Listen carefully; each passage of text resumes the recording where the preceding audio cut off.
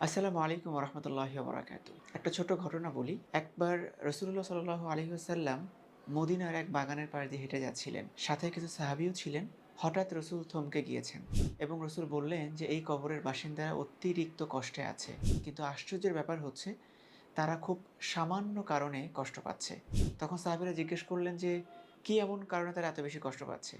রসূল বললেন, "তারা প্রস্রাব করে পবিত্রতা অর্জন করত না এবং একজনের কথা অন্যজনকে লাগাতো।"